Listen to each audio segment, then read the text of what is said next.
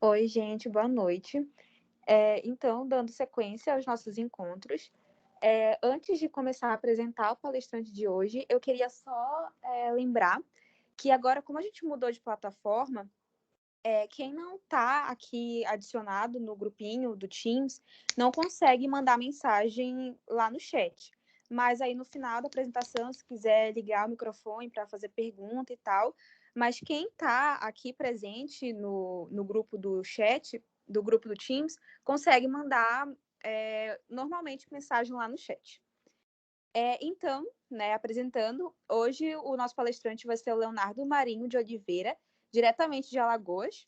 Ele é formado pelo Centro Universitário SESMAC, tem pós-graduação em Cardiologia Veterinária pela UFAP Intercursos em São Paulo, ainda em andamento, treinamento técnico-prático em cirurgia na Unidade de Experimentação Animal da Universidade Estadual Fluminense, no Rio de Janeiro, com ênfase em cirurgias de alta complexidade, cursos na área de cirurgia cardíaca e torácica, cursos na área de cardiologia e insuficiência respiratória, aprimoramento em cirurgias do sistema cardiorrespiratório.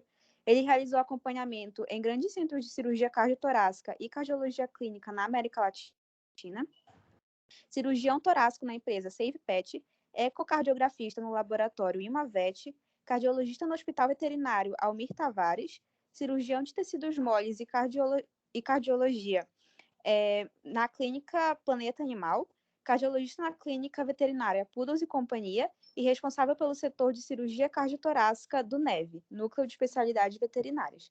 Eu deixo então agora a palavra com o doutor e boa palestra.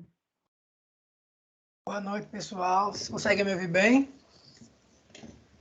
Sim. Queria primeiramente agradecer aí a oportunidade de poder conversar um pouquinho desse tema, né? Um tema muito apaixonante, que é a cirurgia cardiotorácica.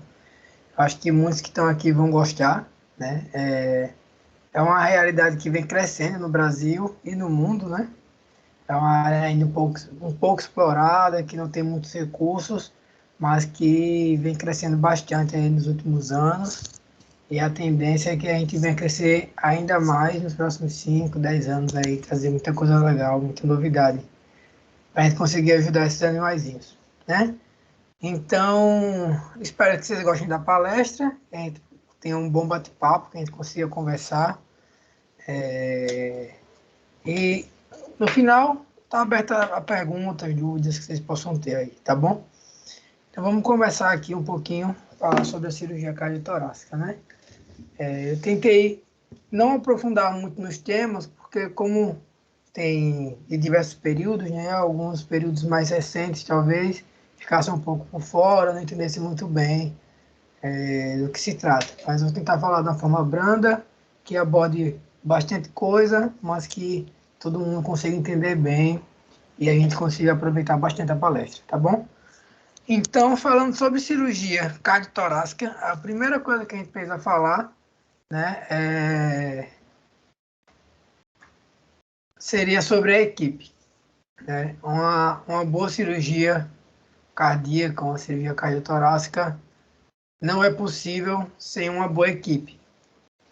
E digo isso tanto a equipe pré-operatória, que são as pessoas que normalmente vão estabilizar o paciente, que nem sempre esses pacientes chegam aptos a um procedimento cirúrgico. Muitas vezes eles chegam aí oriundos de trauma, descompensados, ou portadores de cardiopatias congênitas, também descompensados muitas vezes, com neoplasias, com N fatores que muitas vezes a gente precisa de uma estabilização clínica com um cuidado maior para conseguir que esse animal aguente um procedimento aí, às vezes, de 2, 3, 4 horas. Né? Então, uma equipe pré-cirúrgica, que seria um bom clínico geral ou um bom especialista da área, cardiologista, pneumologista, um traumatologista, né, que consigam fazer um bom estadiamento, uma boa triagem desse paciente, consigam estabilizar bem aquele paciente, fazer os exames necessários para o procedimento, os exames necessários que eu digo, muitas vezes uma hemogasometria, para ver como é que está questão de pH sanguíneo daquele animal, de eletrólitos, às vezes um ecocardiograma bom, com boas medidas, bons ajustes de imagem, que isso aí vão oferecer para a gente uma melhor qualidade cirúrgica, o menor tempo cirúrgico, com algumas medidas precisas, algumas informações básicas essenciais, que a gente vai conversar um pouco aí sobre algumas patologias. Uma boa equipe cirúrgica, né, que é quem vai realizar muitas vezes a parte mais fácil. Muitas vezes a gente fala que a cirurgia é a parte mais fácil, que é você abrir, consertar o problema e fechar. O mais difícil é você receber esse animal e você conseguir manter esse animal após a cirurgia. Muitas vezes com vários distúrbios de plaquetas, de eletrólitos, de pH, de padrões respiratórios, de coagulações sanguíneas. Então, a equipe do pré e do pós, muitas vezes, é mais importante do que uma boa equipe cirúrgica, né? Então, vamos falar um pouco da equipe cirúrgica, porque é o nosso foco maior aqui, certo? Então, a equipe cirúrgica, ela deve ser formada, preferencialmente, um anestesista, um cirurgião-chefe, que é o cirurgião responsável, quem está à frente do caso, um auxiliar, um instrumentador e um volante, um auxiliar de sala, que é aquele cara que vai correr atrás de que precisa se faltar. Se precisar abrir um fio diferente, ele vai abrir um fio diferente, um material diferente, ele vai abrir um material diferente. Se precisar de alguma coisa que não tem na sala, ele vai ter que arrumar. Então, essa é uma equipe básica para cirurgias menores, cirurgias que depende de fazer aí sem muita preocupação, né? Para procedimentos mais complexos, normalmente se utiliza 2 anestesistas, né, com drogas vasoativas, drogas mais específicas para algumas intercorrências, como às vezes heparina, às vezes fentanil em doses diferentes, adrenalina, atropina, dobutamina, dopamina, várias outras coisas que muitas vezes é necessário, bolsa de transfusão sanguínea, e que um anestesista só não conseguiria dar conta se tivesse alguma intercorrência, né? Um cirurgião-chefe, que tem a mesma função do primeiro, é o cara que está à frente do procedimento, à frente da cirurgia. Um ou 2 auxiliares, de preferência 2 auxiliares, para procedimentos mais complexos. Consegue, às vezes, mais mãos vai ajudar mais, né? Um instrumentador e um volante, que é o auxiliar de sala. Então, basicamente, essas são as equipes necessárias para um procedimento cirúrgico de tórax. Às vezes mais pessoas, às vezes menos pessoas. Vai depender muito do porte do que a gente está tratando na cirurgia. É um trauma, mas esse trauma é muito grande, é um trauma muito pequeno, é um trauma tranquilo, é uma cirurgia uma congênita, é uma cardiopatia congênita grave, uma cardiopatia congênita que é para fazer em 40 minutos, 50 minutos, qual cirurgia é, né? Qual a quantidade de perda sanguínea nessa cirurgia, qual a chance de intercorrência dessa cirurgia. Então, esses são os fatores que vai levar a gente a definir qual equipe vai ser necessária para o procedimento, tá bom? A instrumentação, as cirurgias torácicas, elas necessitam, em todas as cirurgias de tórax, materiais específicos, começando pelo afastador, um afastador de finoquieto, um afastador autoestático. Ele tem essa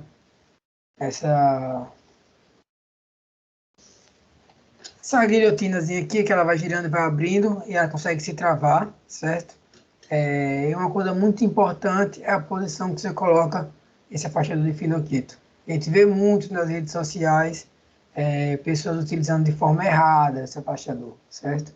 Então, essa região de cima dos dentes aqui sempre tem que ficar alinhada com a parte dorsal do animal, alinhada à coluna dorsal, certo? A coluna torácica, as vértebras torácicas, e essa parte sempre para a região mais vertical.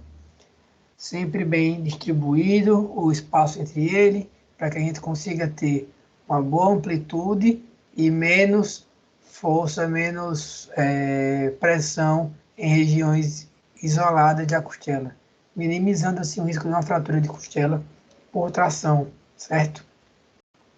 Aqui, cabos de bisturi diferentes, cabo de bisturi número 3, número 4, número 7, lâminas de bisturi diferentes, lâmina 11, que é uma lâmina mais retinha, mais pontiaguda, lâmina 10, que é uma lâmina mais curvada, lâmina 15 para estruturas mais delicadas, uma lâmina pequena, cabos de bisturi, muitas vezes de cabos redondos, cabos achatados, com tamanhos diferentes, certo? Tudo isso vai auxiliar.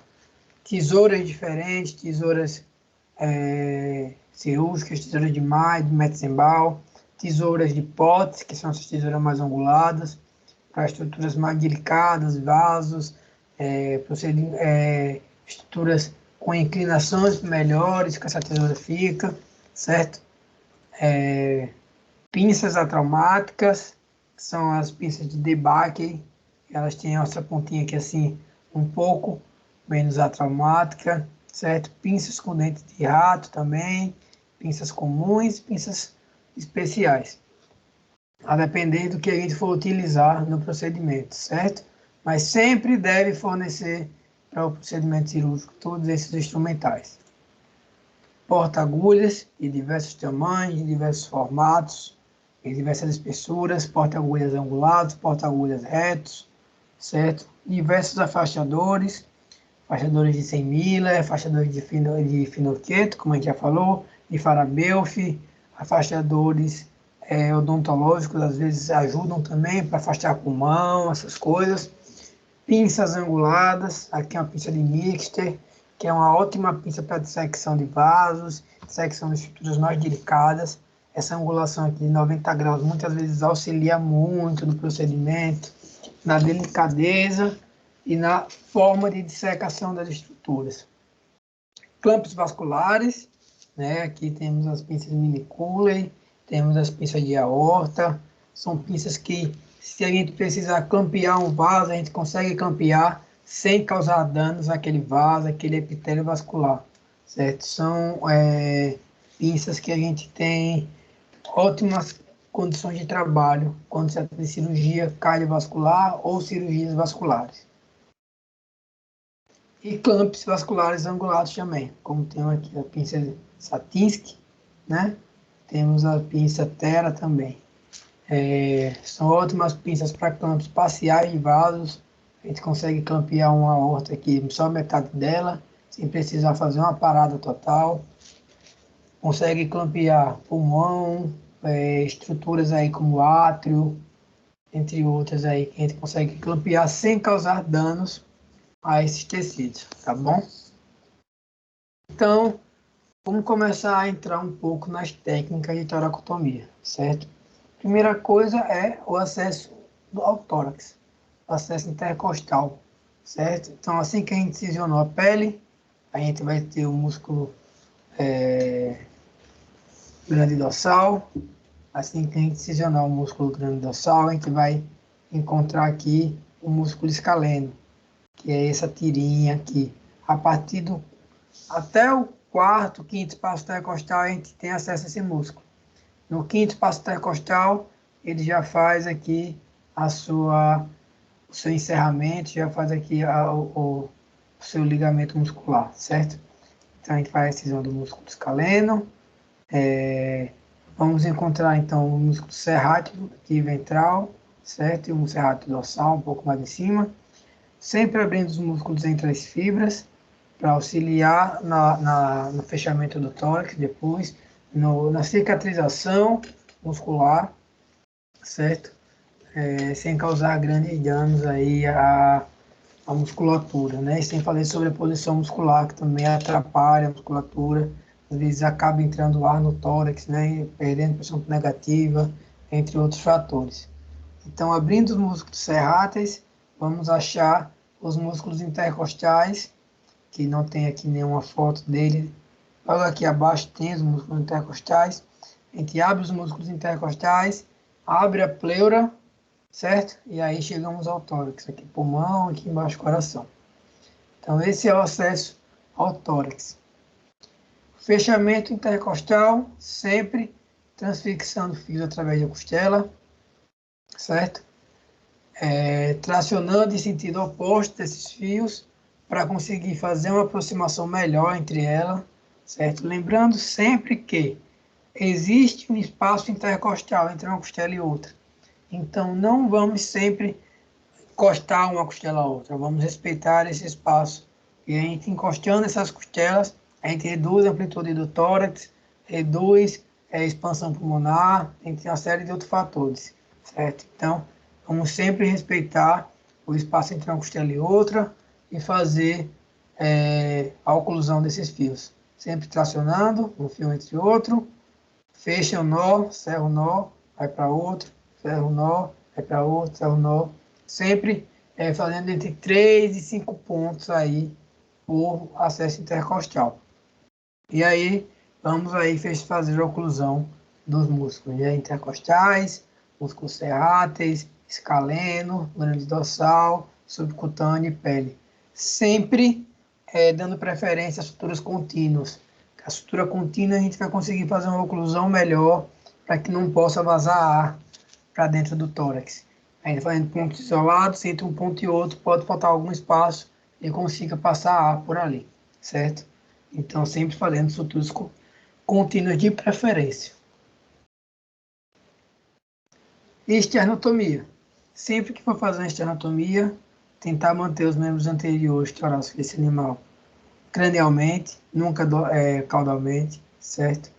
Sempre usar, de preferência, um bisturi elétrico, porque essa região sangra muito, é um acesso bem chatinho, certo? Tem muita chance de complicações pós-operatórias, como não oclusão óssea pelo externo, osteomielite, necrose óssea pela serra oscilatória, tem bastante chance de complicações. Então, é um acesso menos utilizado na medicina veterinária, mais usado na medicina humana, mas para alguns tumores aí de mediastino, grandes cirurgias cardíacas, os procedimentos mais invasivos, a gente utiliza esse acesso. Então, sempre divisionando na face aqui entre as musculaturas, né, os músculos peitorais, de preferência sempre com bisturi elétrico, vai sangrar muito esse acesso. Com a serra oscilatória, cuidadosamente, você vai fazer a abertura desse externo, de preferência não nessa posição, mas sempre com a lâmina apontada caudalmente, faz primeiro corte com a serra aqui próximo ao manúbrio, né, próximo à bifurcação aqui de primeiras costelas, faz esse acesso, inclina a serra caudalmente e vem fazendo até a porção final do externo. Só uma dica para nunca abrir até o chifoide ali, certo? Porque se o externo abrir totalmente, na hora de oclusão, na hora de fechar, você vai ter um pouco de trabalho, porque esse externo pode, ao invés de ficar bem alinhado, ele ficar um pouco desalinhado, se não conseguir alinhar um lado certinho com o outro, certo? Então, você abrir o externo, afastador de finoqueto, certo? E cuidado com os vasinhos aqui que ficam bem abaixo do externo, porque eles causam um sangramentozinho chato, tem um pouco de aderência aqui, é normal essa aderência da pleura mediastinal, de alguns vasos aí, ramos às vezes da subclávia. Então são os vasos que se você, sem querer cortar, você vai ter um pouco de problema, certo? Então assim que a gente abrir, vamos estar de cara aqui com o coração, os pulmões, traqueia, esôfago, todas essas estruturas. E para o fechamento, sempre com um fio de aço, certo? Cerclagem, muitas vezes cerclagem ortopédica utilizam. Existem cerclagens para esternotomia também, que são bem feitas, sempre no padrão de X, certo? Cruzando as esternebras, para a gente conseguir ter o melhor fechamento, a melhor oclusão e reduzir o risco aí de ruptura dessas cerclagens e aí o externo vir abrir e a gente ter problemas pós-operatórios. Sempre abrir de maneira rente aqui, bem rente ao externo, não pegar angulado assim, porque aí a gente pode ter fratura nas bordas costelas aqui, nas esternebras e trazer complicações. Sempre colocar um dreno de mediastino aqui que está sendo colocado, certo? Dreno de mediastino junto com o dreno intercostal e a implantação do dreno torácico, certo? Essa aqui é a última etapa para a cirurgia torácica, né, que a gente vai falar um pouco. Toda cirurgia torácica, seja ela mais simples ou mais complexa, é necessário um dreno torácico. A gente vê aí muitas vezes colegas fazendo hernia diafragmática, cirurgias mais de rotina de tórax, e não utilizam esse dreno de tórax aí. Isso gera um pouco de complicação. Muitas vezes o animal tem pneumotórax pós-cirúrgico, que é normal, certo? No pós-operatório.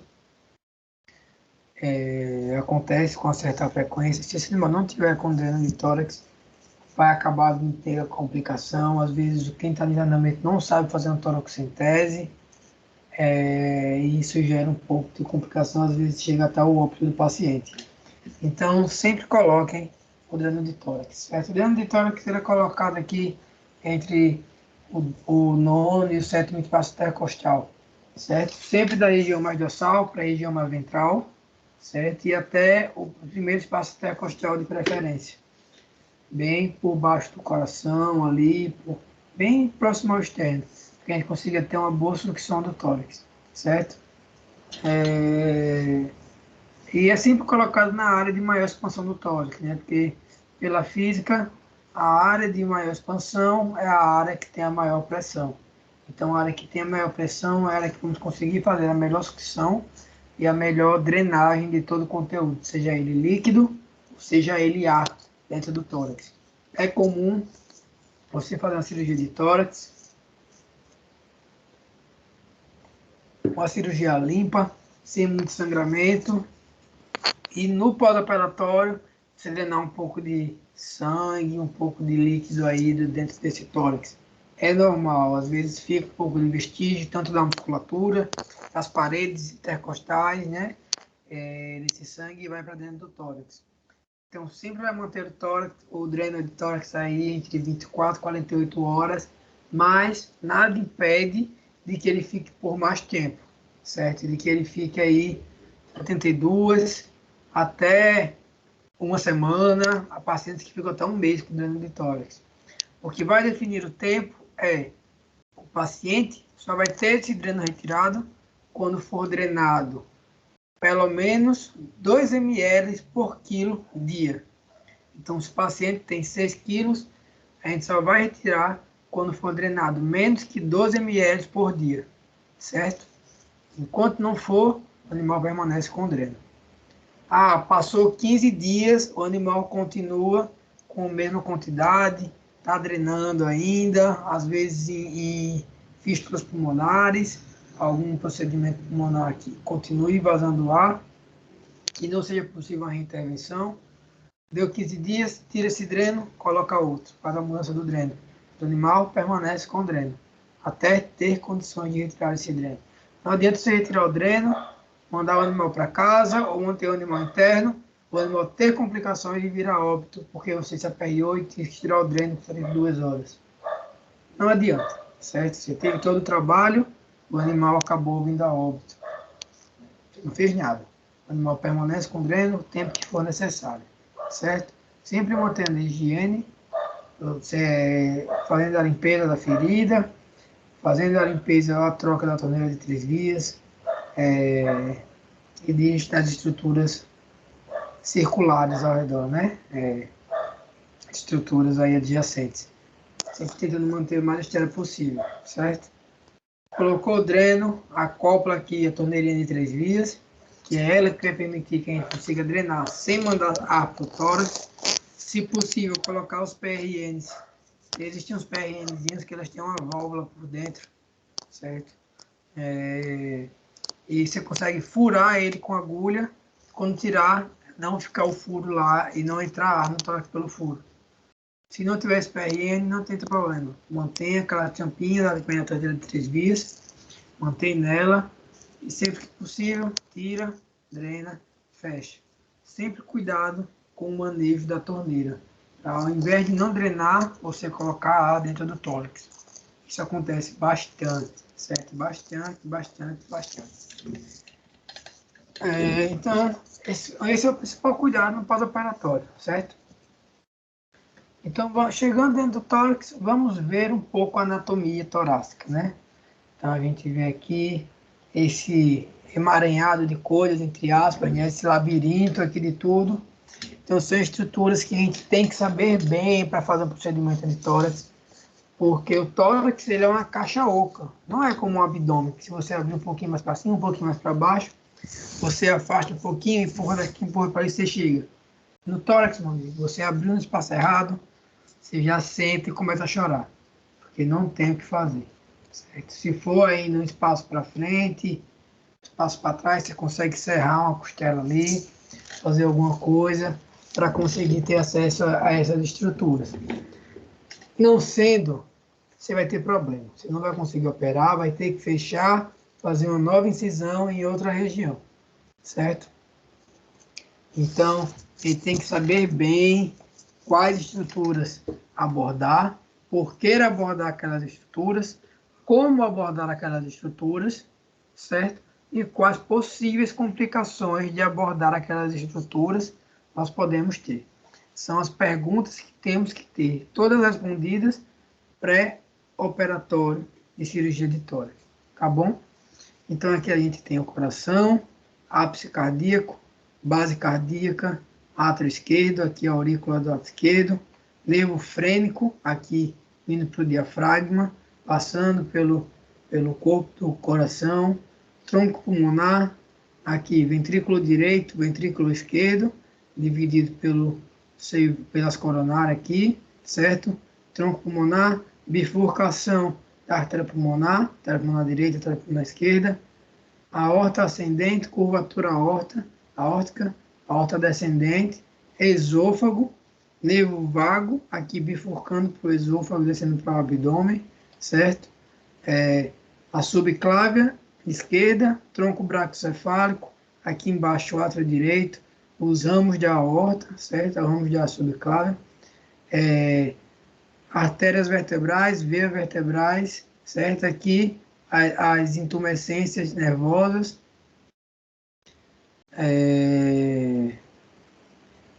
artérias torácicas, veias torácicas, certo? Aqui é a vista lateral esquerda. Vista lateral direita, temos ápice cardíaco, base cardíaca, átrio direito, veia cava caudal, veia cava cranial, veia ázigos, aqui a aorta, certo? Temos o ducto torácico aqui por baixo da veia ázigos, esôfago, traqueia, nervo frênico, nervo vago. Então, todas essas estruturas são estruturas que temos que ter cuidado para abordar um tórax, certo? Seja ele para um acesso diafragmático, um acesso esofágico, um acesso traqueal, seja qual for esse acesso. Essa estrutura que a gente tem que ter em mente, tem que ter toda essa anatomia na cabeça, certo? Aqui ainda tem um pulmão cobrindo tudo isso, que dificulta um pouco mais o acesso, e saber qual acesso fazer. Existe um quadrinho, uma tabelinha, com a estrutura que você vai abordar no tórax e qual espaço você vai acessar. Qual espaço intercostal e o lado esquerdo ou direito que você vai acessar. Certo? Eu não achei isso, mas que ainda tem na internet. Eu não achei ele, como mudei do computador, então perdi algumas coisas. Isso foi uma das coisas que eu perdi. Que facilita um pouco, né, para quem está começando a cirurgia, para quem não tem essa anatomia ainda bem definida na cabeça, certo? Então, quem for de interesse e quiser procurar na internet, você acha com facilidade. Então, quais são as principais cirurgias torácicas, né, que já entrando nos procedimentos cirúrgicos? Cirurgias de esôfago, corpo estranho, rotina, né? Isso aí, todo mês a gente pega uma cirurgia dessa. Corpo estranho esofágicos, às vezes os tutores optam pela cirurgia, às vezes não. Sempre que dá para fazer por endoscopia é preferencial. Uma cirurgia de tórax nunca é uma cirurgia simples. Sempre que puder ser por um modo menos invasivo, perfeito. Caminhando para um modo menos invasivo, certo? Neoplasias, acontece também. Alguns sarcomas, algumas neoplasias são comuns. Esôfago. Estenoses esofágicas, às vezes por uso crônico de medicações, vômitos crônicos, esofagites, aí causam estenoses, certo? Por tecido fibroso. E aí a gente pode entrar com um balão, a dilatação esofágica, rasgar esse tecido e conseguir redilatar esse esôfago. Traumas, certo? Hérnia diafragmáticas é a rotina. Isso aí é o que vocês mais vão pegar na rotina de cirurgia torácica, hérnia diafragmáticas. Pneumotórax, seja ele aberto ou fechado, certo? Com o pneumotórax aberto, é o que o tórax está aberto ao ar ambiente, seja por perfurações, rasgão, certo? Ou cortes aí, cortes, acerações extensas. E fechadas é aquele trauma que teve algum problema pulmonar, alguma fístula pulmonar, ou teve uma pressão positiva muito grande no pulmão pelo trauma, e acabou vazando ar, certo? Então, o pneumotórax fechado. Fraturas de costelas e perfurações pulmonares, devido às fraturas de costela.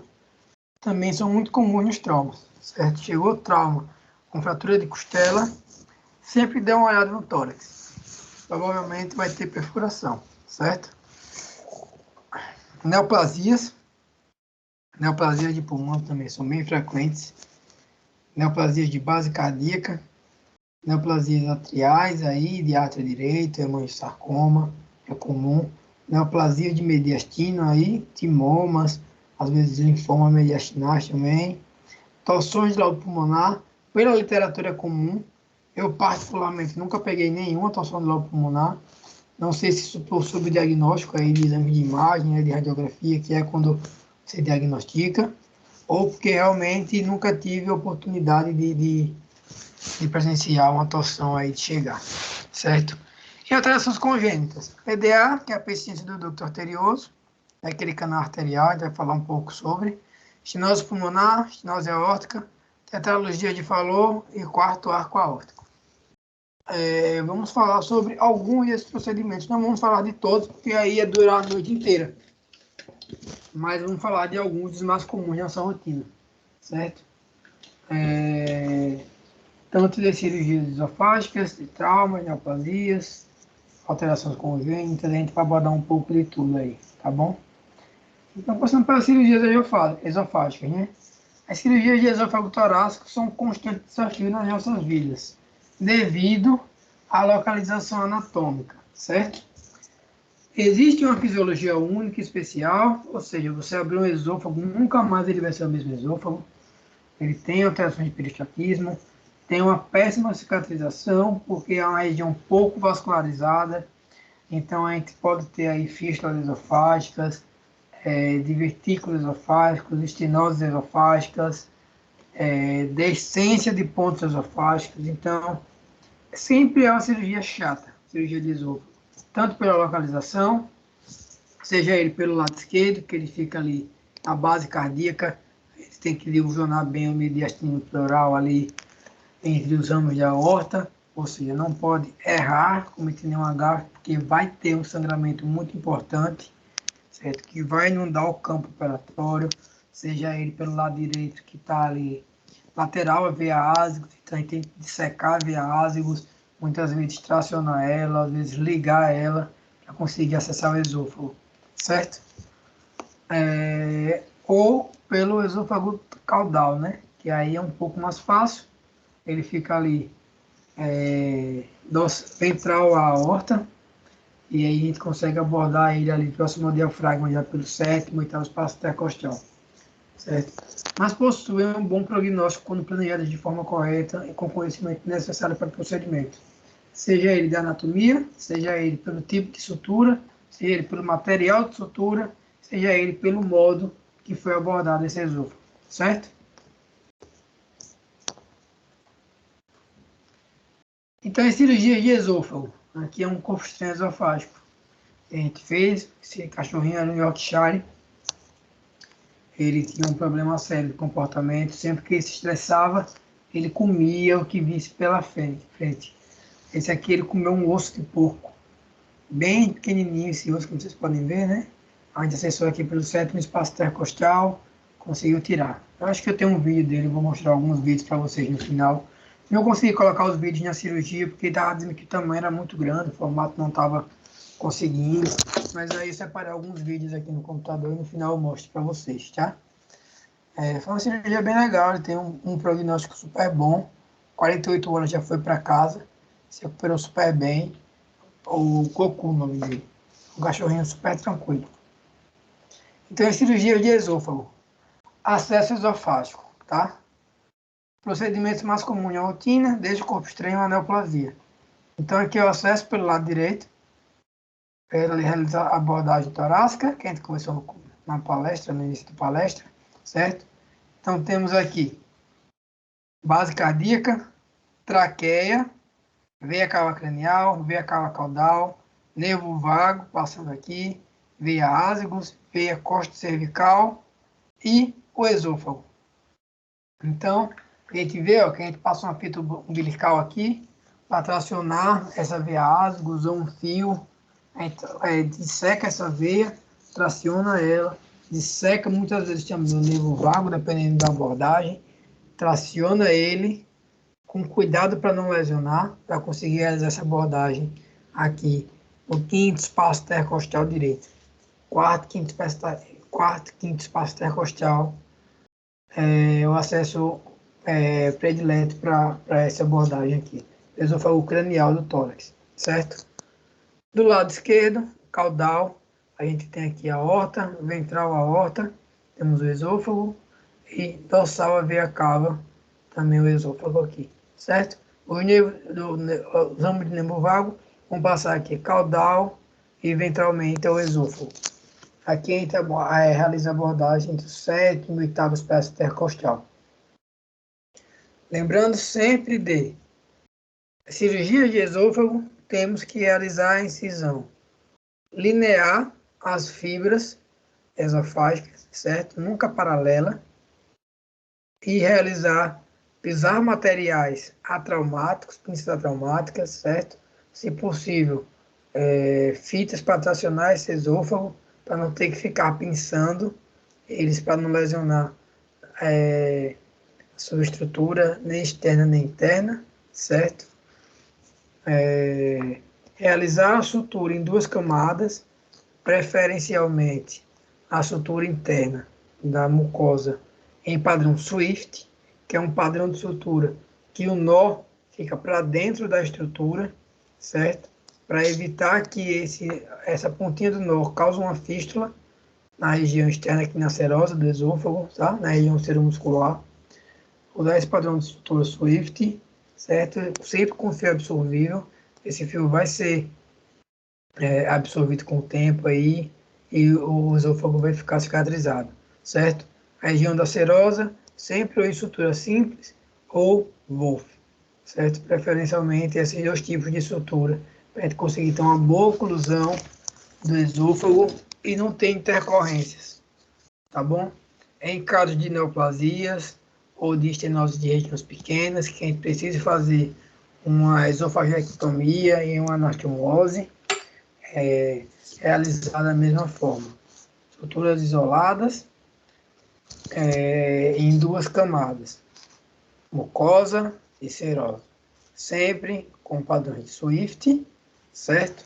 Aqui sempre começa a região interna e vem subindo as bordas, para facilitar a sua sutura.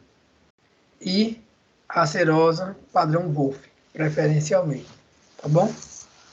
Então, as principais complicações de esôfago, cirurgia de esôfago. Fístulas esofágicas, que são furos, né? Uma fístula é um furo que se forma no esôfago, ou por processos inflamatórios, ou por lesões iatrogênicas, né? Uso indevido de materiais, reações a fios, esofagite, necrose isquêmica, né? É uma área com pouca vascularização, então se você usar materiais inadequados para pinçar ou para manusear esse esôfago, pontos muito apertados, vai ter necrose, certo?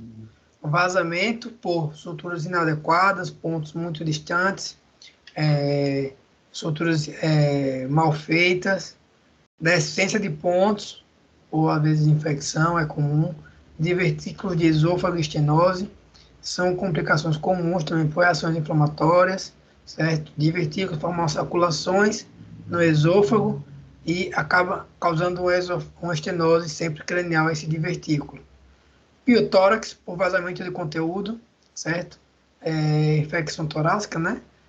o corpo estranho quando cai na cavidade, ou saliva cai na cavidade, mediastinite também, ou vazamento de conteúdo, e pleurite também são complicações muito comuns nas cirurgias de esôfago, certo? São cirurgias sempre que, se possível, você puder passar para o endoscopista, passe para ele, você vai estar se livrando de uma bomba. São cirurgias chatas, muito comuns de ter complicações.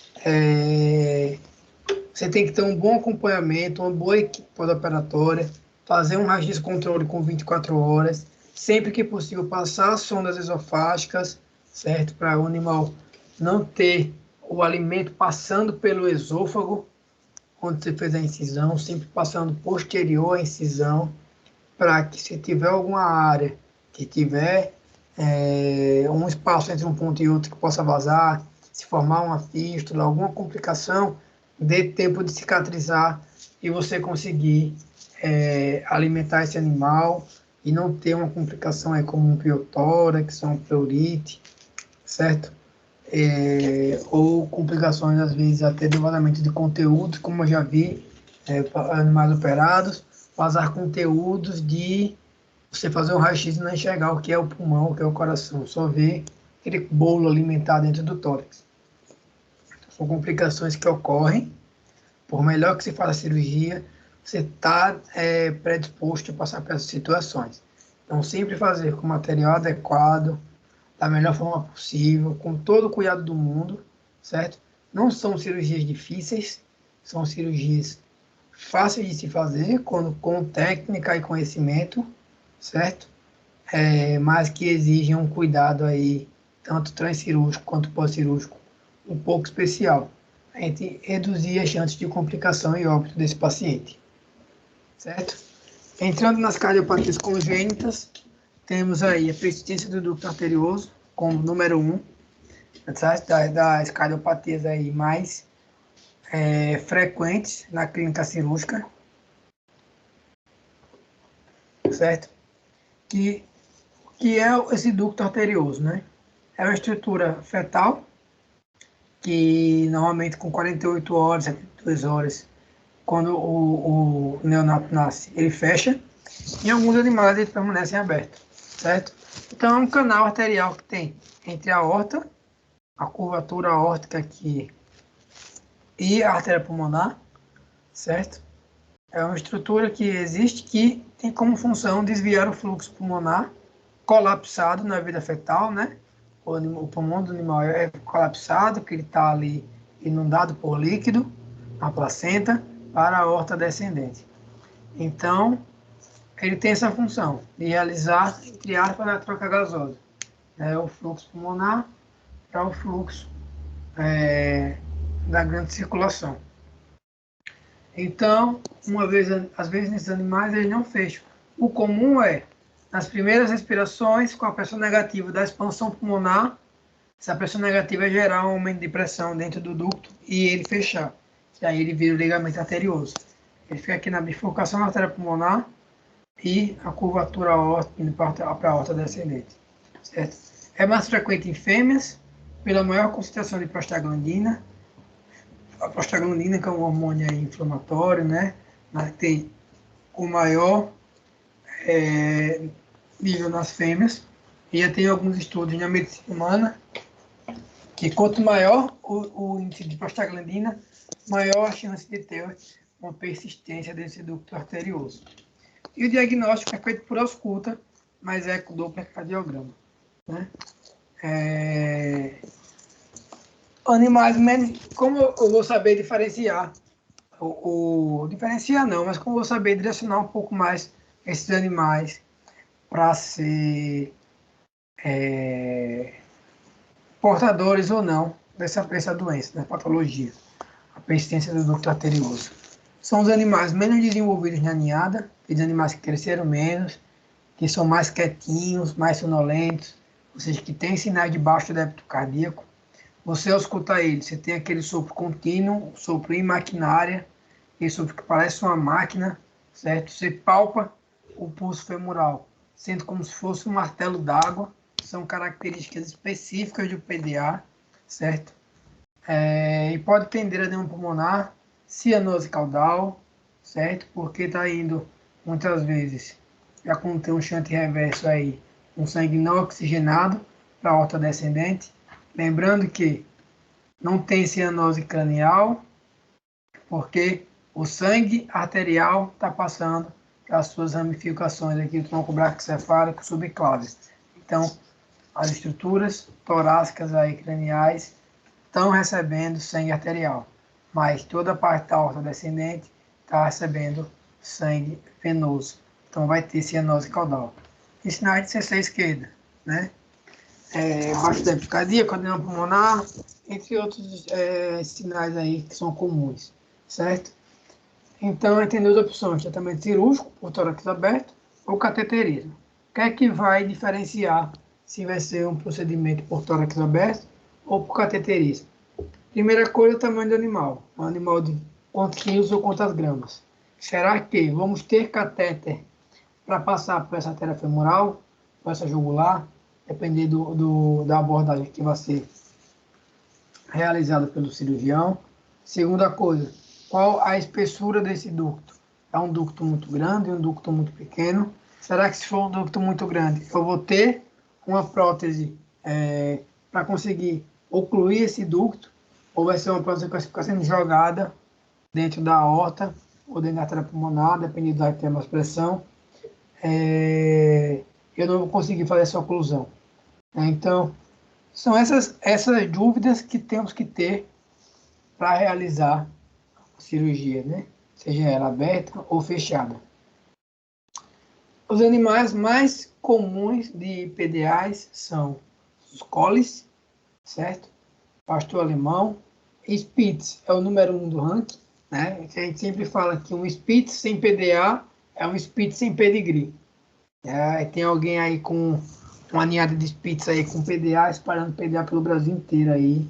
A gente já pegou alguns casos aqui, alguns casos em São Paulo, no Rio, Natal, em várias regiões aí do Brasil espalhada com essa patologia aí, né? Os Spitz dominando aí a área, né? Os collies também são raças que têm muita predisposição ao PDA. Então aqui um esqueminha, certo? Da cirurgia aberta. Aqui é um fio de tecido, é um fio mais para ligaduras vasculares também, é muito usado na medicina humana, certo? E aqui, ó, temos a aorta ascendente, curvatura aórtica, subclave esquerda, a aorta descendente, e aqui por baixo vai vir um tronco da artéria pulmonar aqui, mais ou menos essa região de bifurcação, né? Aqui pleura mediastinal, nervo vago, e aqui, ó, é o detalhe. Esse raminho é um ramo do nervo laríngeo recorrente. Então, muitas vezes acontece de uma pessoa que não tem esse conhecimento anatômico chegar para operar um animal com PDA, certo? Opera o PDA, e aí você chega para o dono e faz, ó, resolvi o problema do PDA, porém o seu animal está com a paralisia de laringe. Por que eu não sei? Então, o que aconteceu? Essa pessoa dissecou o ducto, bem dissecado, fez a ligadura bem feita, mas aí pegou aqui ele, ó. Ó como ele é delicadozinho. Foi, ligou esse raminho aqui do nervo junto ao ducto. Vai causar uma paralisia de laringe. Então você vai ter um problema, né? Você vai ter que explicar para o tutor como é que você fez uma cirurgia vascular e você entregou ele com uma patologia respiratória agora. Então, é uma região que você tem que ter muito cuidado na dissecação, para não fazer uma lesão iatrogênica ou para não pinçar na ligadura ou no clipe que você colocar aqui, certo? Então, temos aqui, ó, nervo vago, tá? Pleura mediastinal, nervo laríngeo recorrente, aqui, saindo do vago, subclave esquerda, a aorta ascendente, curvatura aórtica, a aorta descendente. E aqui, embaixo, vindo aqui, ó, tronco da artéria pulmonar e aqui a bifurcação da artéria pulmonar, tá bem? Aqui a técnica do hemoclip, que é uma técnica mais simples, a técnica mais rápida, que aqui você precisa fazer a dissecação total do vaso, tanto lateral como dorsal o vaso aqui, ventral, deixar ele bem dissecadozinho para conseguir passar o fio e fazer a ligadura, certo?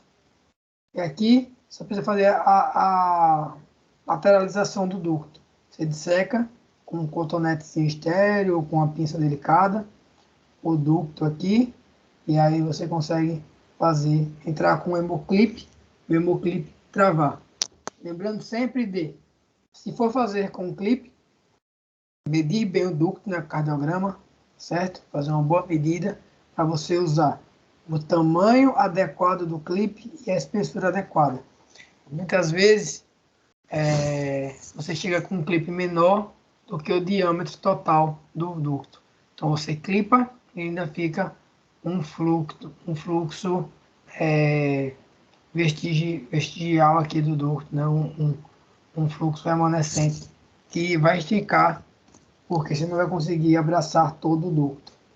E nem para pegar o clipe passando, porque por baixo passa a artéria pulmonar, vamos na artéria pulmonar direita aqui. Então, se você clipar, você pode fazer uma laceração e um sangramento aí muito espontâneo, né?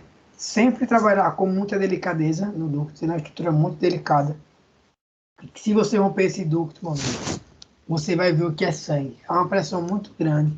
São regiões que vêm já direto da aorta e da artéria pulmonar, ou seja, o fluxo sanguíneo é muito alto. Se você romper um ducto desse, você vai ter, em média, 30 segundos no máximo para conseguir pegar esse ducto e suturar ele ou clipar ele, fazer alguma coisa para conter esse sangramento, antes que o animal perca todo o sangue, certo? Sempre que vai realizar uma cirurgia dessa, entrar com bolsa de transfusão, deixar já conectado na jugular, passa um catéter, fixa esse catéter bem, coloca o equipo da transfusão na jugular e sempre com dois anestesistas. Caso dê problema, enquanto um anestesista usa drogas para conseguir a gente reduzir frequência cardíaca, reduzir pressão, para a gente conseguir ter mais facilidade de pegar esse ducto, o outro já abre a bolsa de transfusão, já monitora a pressão, já vai todo mundo trabalhando em conjunto. Tem que ser uma equipe muito bem treinada para conseguir fazer uma cirurgia com tranquilidade e que, se tiver intercorrência, saber como reagir à intercorrência. E aqui a técnica por cateterismo, certo? Aqui é uma prótese de Amplatzer. Na veterinária, existem 3 próteses que estão sendo utilizadas atualmente. É o Amplatzer, o ACDO, que parece uma molinha dessa aqui também, e o coil, que é tipo uma molinha, certo? O coil não é tão indicado porque ele tem um risco tromboembólico maior, certo? Porque ele parece uma mola, então às vezes fica um pouco de ar dentro, e aí quando a gente abre, acaba vazando um pouco de ar indo direto para o pulmão, e isso aí causando problemas, né, aí na cirurgia do paciente, até ela podendo levar o animal a óbito, certo? E aqui é o aspecto dele no raio-x. A cirurgia tem que ser feita com o auxílio de um arco cirúrgico, de preferência um arco cirúrgico vascular, certo? Que então a maior precisão é praticamente em tempo real. A gente consegue ver passando bem o catéter, fazendo bem a abertura dessa prótese na região correta, consegue passar o contraste antes de soltar a prótese, para a gente ver se teve uma oclusão total desse ducto, se não tem nenhum fluxo aí vestigial, alguma coisa assim que vai causar um problema no pós-operatório, tá? Tetralogia ele falou. Essa aqui eu botei um pouco mais de texto, porque é uma doença congênita muito complexa. Então, eu vou tentar explicar bem ela aqui falando, para depois mostrar algumas imagens, certo? Então, o defeito cardíaco congênito complexo, que ele consiste em, basicamente, são 4 defeitos. Estenose pulmonar, hipertrofia do ventrículo direito secundário, a estenose pulmonar, descomposição da aorta e comunicação interventricular, certo? Essa comunicação interventricular sempre vai ser ali em região de próximo a seio de Valsalva, ali em região mais próxima à base cardíaca, né? E ela pode ser cianótica ou acianótica. E a tetralogia de Fallot pode ser simplificada em dois defeitos hemodinamicamente significantes: estenose pulmonar e comunicação interventricular. E a depender dessas duas alterações, desses dois defeitos, vai dizer se ela é cianótica ou acianótica. Ou seja, se o filhote fica roxo ou não fica roxo. Então, se a gente tiver uma CIV, uma comunicação interventricular muito ampla, e estenose pulmonar hemodinamicamente insignificante, ou seja, estenose pulmonar que a gente não tem um fluxo de alta velocidade, que não tem aí uma regurgitação muito grande, os folhetos pulmonares estão ocluídos, o resultado final é um shunt esquerdo-direito e uma sobrecarga de ventrículo esquerdo similar a uma grande comunicação interventricular isolada, certo? Se houver estenose pulmonar grave, a pressão ventricular direita vai ser maior que a suprassistêmica, certo? A pressão sistêmica, e vai ser um shunt direito-esquerdo. E o resultado é a cianose moderada a grave, tá bom? Intolerância ao exercício e polissemia progressiva, devido à hipóxia. Essa polissemia progressiva, muitas vezes chega um animal para você com hematócrito de 70, 80. E aí você precisa fazer flebotomias frequentes para reduzir esse fluxo, esse risco tromboembólico, certo? Para reduzir essa hipóxia desse animal e a viscosidade sanguínea. Então, são alterações bem significativas na hemodinâmica do paciente e que vai dar o prognóstico para ele, certo? Tem uma CIV ampla, estenose pulmonar pequena, shunt esquerda-direita, ou seja, sangue arterial voltando para o pulmão. Porém, o sangue arterial está saindo pela aorta também. Então, é uma cardiopatia acianótica, certo? Esse animal não vai ter aquela linguinha roxa, a gengiva roxa, mucosoclares roxas, vai ser rosinha normal, por mais que ele tenha doença. Tem um estenose pulmonar grave e a pressão direita é maior que a pressão esquerda, shunt direita-esquerda, ou seja, sangue venoso indo para a circulação sistêmica. O animal vai ter baixa oxigenação, certo? Então, aqui é um coração normal, ventrículo direito com espessura normal, aqui septo interventricular normal, tronco pulmonar, válvula pulmonar, aorta, tudo ok. A tetralogia de Fallot, hipertrofia do ventrículo direito, secundário à estenose pulmonar, o fluxo sanguíneo não vai conseguir passar para o tronco pulmonar, então o ventrículo vai ter que fazer mais força para empurrar mais sangue. Isso vai gerar hipertrofia dessa parede, certo? A comunicação interventricular aqui, sempre em região perimembranosa, podendo chegar até a região muscular do septo, certo? E desta posição da aorta, devido a essa comunicação aqui, bem próximo ao seio de Valsalva, tá? Então, temos aqui uma tetralogia de Fallot, tá? Veia cava cranial, nervo vago, aorta ascendente, aorta descendente, subclávia. E aqui, ramo da artéria pulmonar direita, tá? Expliquei no desenho que fica mais fácil de entender. E aqui, nervo vago. Então, o que é que a gente tem para fazer na cirurgia aqui na veterinária? Temos que pegar a artéria subclávia e ou fazer uma ligação dela direto no ramo da artéria pulmonar ou ligar um conduto para passar esse sangue oxigenado aqui da artéria pulmonar ou não oxigenado da artéria subclávia, desculpa, para o ramo direito da artéria pulmonar. A gente conseguir levar sangue não oxigenado para o pulmão, certo? E conseguir oxigenar esse sangue para ele chegar no lado esquerdo e voltar um pouco mais oxigenado. E a gente conseguir fazer uma melhora hemodinâmica nesse paciente, uma melhora na condição sanguínea dele, chegar a receber um sangue mais oxigenado. Às vezes esse animal passa de uma saturação aí de 60, 70 para 85, 90. a gente dificilmente vai conseguir chegar ao 100 sem a terapia completa que a tetralogia ele falou, que seria aí somente com essa cirurgia de circulação extracorpórea, uma cirurgia que hoje na veterinária não é possível ainda, tá? Então, o que é que a gente faz atualmente? A gente tenta usar um tubo de PTFE, normalmente de 3 ou 4 milímetros, com uma pinça satínstica aqui, ó, a gente faz uma ligadura facial, da artéria subclávia, faz essa ligadura, passa por baixo da veia ásicos aqui, ó, indo direto para o ramo da pulmonar.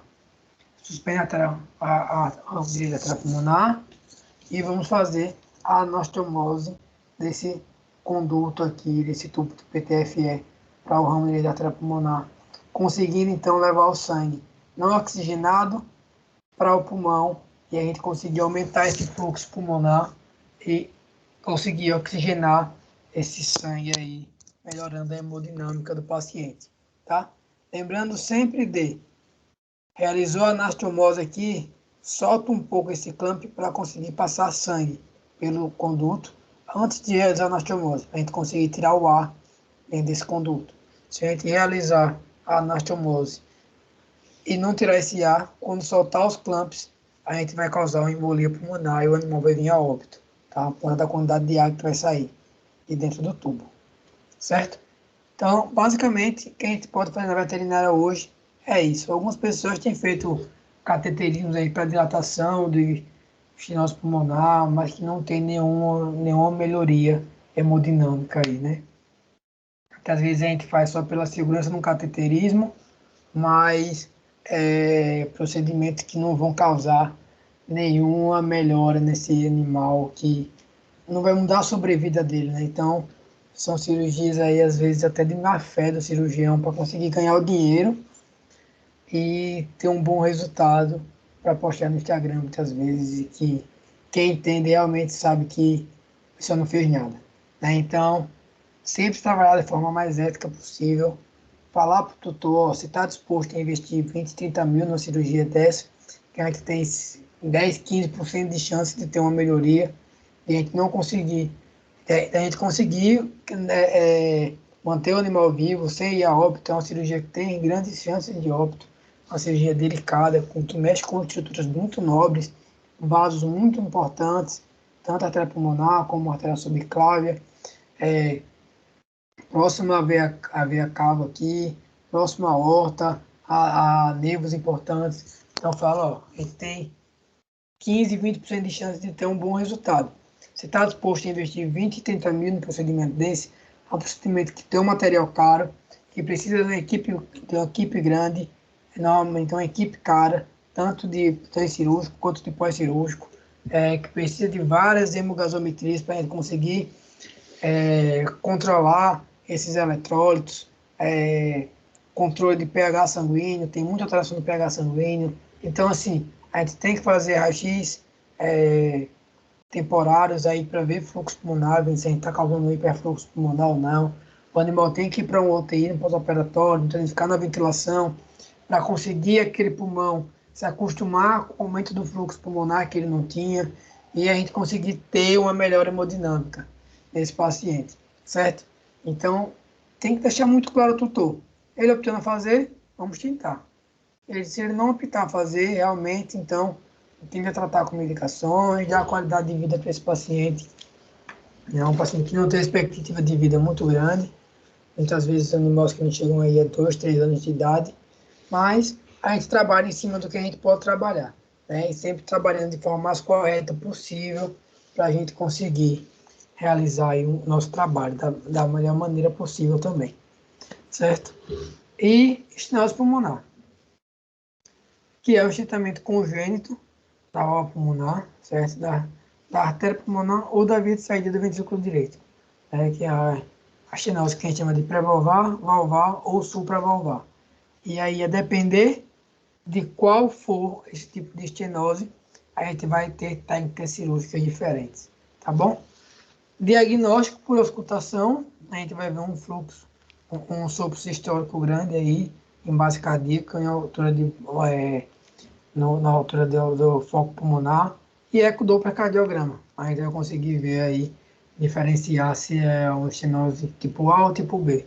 Tipo A, você tem os folhetos finos e aderidos, ou seja, que esses folhetos não abriram. Ele tem uma abertura, mas não abre total, certo? Tipo B é o pior tipo que tem, que é aquele com os folhetos valvares espessos, certo? E bem presos. Então é difícil a gente rasgar esses folhetos e conseguir realizar uma melhora aí. Sinais clínicos: intolerância ao exercício, cianose e sinais de CC direito, podendo ter ascite, efusões pleurais, a depender da cronicidade da doença, até efusões pericárdicas aí. Então, correção por cateterismo e cirurgia aberta. Sempre que tiver a oportunidade de fazer por cateterismo, preferência ao cateterismo. A recuperação do paciente é muito mais rápida, normalmente 24 horas de manhã recebe alta médica, já vai para casa, certo? Só com um pontinho aqui na jugular, às vezes sem ponto nenhum, depender, certo? E cirurgia aberta é um pouco mais complicado, tem um pouco mais de risco, certo? Às vezes, quando é uma cirurgia aí, que é uma estenose pré-valvar, né, ou supravalvar, a gente precisa usar um enxerto de pericárdio de boi, né, a gente realiza uma região aqui do pericárdio e miocárdio, sem abrir o coração, já realiza uma sutura aqui parcial, tá? Dessa estrutura, realiza uma sutura aqui parcial na artéria pulmonar também, no tronco pulmonar. Já passa as fitas aqui para fazer a oclusão, tanto de veias cavas quanto de veias ázigos, certo? Realizou essa sutura parcial, a gente vem aqui, oclui os vasos, com a tesoura a gente vai abrir a artéria pulmonar e abrir o infundíbulo aqui, rasgando a válvula pulmonar, e o infundíbulo aqui, a via de saída do ventrículo direito. E a gente tem 3 minutos para conseguir fechar o resto da sutura e conseguir ampliar a via de saída do ventrículo direito aqui, e aí sim a gente vai resolver a estenose pré-valvar, né? A estenose do infundíbulo aqui do ventrículo direito, a via de saída do ventrículo direito. Ou supravalvar, se for uma estenose aqui da artéria pulmonar, já após a válvula pulmonar. Sendo estenose valvar, a gente pode fazer aqui, nessa região próxima ao infundíbulo, uma bolsa de fumo, certo? Realizar uma incisão parecida com essa, sem perfurar o coração, e com a pinça de forma romba, conseguir penetrar no coração e dilatar essa válvula, que é basicamente a mesma função do balão aqui por cateterismo. E aí a gente no final realiza a sutura dessa bolsa de fumo e conseguiu realizar a melhor hemodinâmica dessa válvula pulmonar. Por cateterismo, a gente vai colocar catéter na artéria jugular, passar um fio guia, que é esse que está aqui, certo? E através desse fio guia a gente vai conseguir passar um balão, um catéter balão, que quando a gente inflar, a gente vai ver aqui, ó, esse pontinho aqui embaixo e o pontinho em cima, que é o começo e o fim do balão. A gente tem que saber onde é que está a altura da válvula pulmonar, certo? E a gente vai dilatar esse balão. Aqui a gente consegue ver, ó, infundíbulo e supravalvar. Estenose valvar aqui. Conseguem ver o estreitamento aqui, ó, essa região. Isso aqui é a área de estenose, certo? Então, quando a gente conseguir dilatar esse balão por inteiro, ele vai rasgar essa válvula e vai dilatar ela, certo? É um animal que a vida inteira vai ter um sopro na artéria pulmonar, certo? Vai ter uma insuficiência pulmonar aí, mas que ela vai ter menos repercussão hemodinâmica para o paciente do que ele tendo a estenose pulmonar. Então, vale mais a pena a gente realizar essa cirurgia, certo? Do que não realizar essa cirurgia. Sempre sabendo as indicações cirúrgicas e as não indicações cirúrgicas, certo? É um paciente que tem repercussão hemodinâmica devido a estenose, ou é um paciente que não tem uma repercussão hemodinâmica por essa estenose. Alguns animais vivem a vida inteira com estenose pulmonar sem ser operado. Que são estenoses de baixa repercussão, aí, baixa significância hemodinâmica. E isso não vai gerar aí sobrecarga e não vai gerar problemas para a gente intervir nesse paciente, tá bom? Então, cirurgias pulmonares, né? As neoplasias, principalmente, são as mais comuns, se originam no tecido pulmonar e podem se apresentar como uma massa solitária, que é o mais comum, ou raramente multicêntricas, certo? Tratamento cirúrgico sempre que possível. Então, a gente tem aqui um raio-x de neoplasia pulmonar, que foi um paciente que a gente operou aqui no mês 5, lá em Aracaju. Paciente que teve um bom prognóstico, reagiu super bem à cirurgia. A gente fez a lobectomia total no pulmonar. Lembrando que cirurgias pulmonares por neoplasia, sempre fazer primeiro a ligadura das veias pulmonares, certo? E posteriormente das artérias pulmonares. Porque, lembrando que as veias pulmonares são responsáveis por mandar o sangue do pulmão para o coração. Então, sempre realizar a ligadura das veias pulmonares, porque é o sangue que está saindo do pulmão. A gente não liberar as células neoplásicas aí direto para o coração e para a corrente sanguínea. Tá bom? Então, sempre que possível, realizar lobectomias totais em neoplasias, em abscessos pulmonares também. Em abscessos pulmonares, sempre primeiro pinçar o brônquio principal daquele pulmão, para que não ocorra a passagem depois por esse brônquio e vai se espalhar para outros blocos pulmonares, outra traqueia e gerar outras complicações. Então, disseca bem o primeiro brônquio principal, pinça ele, e aí sim, você levanta lá o pulmonar para conseguir visualizar os vasos e ligar esses vasos, certo? E aí fazer a remoção. Cirurgia de traqueia. A cirurgia mais comum nessa rotina são os colapsos de traqueias, né? Que são obstrução traqueal por flacidez e achatamento da cartilagem. E aí vai diagnosticar clinicamente como um granhar de ganso. É aquele paciente que tem um estridor inspiratório e expiratório, certo? Incessante, muitas vezes não escuta. Você consegue ouvir aquele estridor pulmonar. Diagnóstico por radiografia e broncoscopia, certo? Se possível, realizar os dois. Tanto para a gente ver se tem aí broncomalácia, junto da colapso de traqueia, que é comum em casos mais avançados, como o grau 3 e o grau 4. E dependendo do grau, pode ser cirúrgico, certo? A partir do grau 3, a gente já tem alguma indicação cirúrgica aí. E grau 4 também. Grau 4 são aqueles animais já que têm síncopes por hipóxia, cianose, né? E grau 3 é aquele animal que tosse, tem tosses incessantes, pode ter crise aí de colapso de traqueia, que é quando tem o colapso realmente da traqueia, não vai ter cianose, e podem ter síncopes também, normalmente de excitação, de latidos excessivos, de estresse, certo? Grau 2, animal tratado clinicamente, grau 1 também. São animais que não vão ter repercussões nem hemodinâmicas, nem de sistema respiratório. Existe uma medicação que está sendo estudada, está sendo já utilizada, já tive a oportunidade de usar algumas vezes no mercado, né, na rotina, que é o estanozolol. É uma medicação que é um hormônio à base de testosterona, que alguns estudos já estão apontando que esse hormônio ele causa um fortalecimento dessas cartilagens traqueais.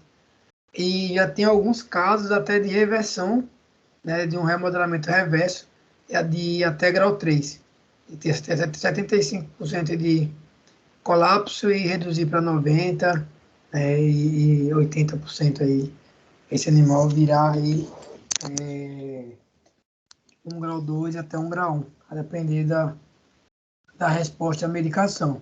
Não tem nada comprovado, não tem nenhum estudo grande ainda que comprove a eficácia dessa medicação, mas tem sido utilizado. É uma medicação que é difícil de se achar aqui no Brasil, né? Se eu não me engano, a Anvisa está em fase de liberação dessa medicação, então às vezes se acha no mercado negro, é um pouco difícil. E às vezes tem que importar essa medicação também dos Estados Unidos para cá, né? Tem sido utilizado também, eu já usei algumas vezes, em condutas pré-operatórias, né, como otimização do tratamento, que vai causar um fortalecimento dessa cartilagem, para conseguir fazer uma cirurgia, muitas vezes uma prótese extraluminal, que é aquela que fica por fora da traqueia, certo? E a gente não ter colapso em outras regiões. Muitas vezes a gente faz a cirurgia de colapso traqueal em região cervical e 2, 3 dias depois o animal colapsa em região torácica. E aí tem que fazer uma reabordagem para colocar um stent nessa região da traqueia. Porque a flacidez da traqueia muitas vezes é geral, né? Traqueia total. Então, como ele tem aquele colapso em região cervical, a torácica ele acaba compensando porque tem uma menor pressão lá, porque a maior pressão na região colapsada cervical. A partir do momento que a gente abre aquela traqueia, aumenta a pressão torácica. Então, aquela traqueia fecha. Então, às vezes, a gente fazendo o uso do estenozolol com a cirurgia, a gente tem um aproveitamento melhor desse paciente, né? Porque a gente consegue ter um fortalecimento da cartilagem e consegue reverter cirurgicamente aquele paciente, certo?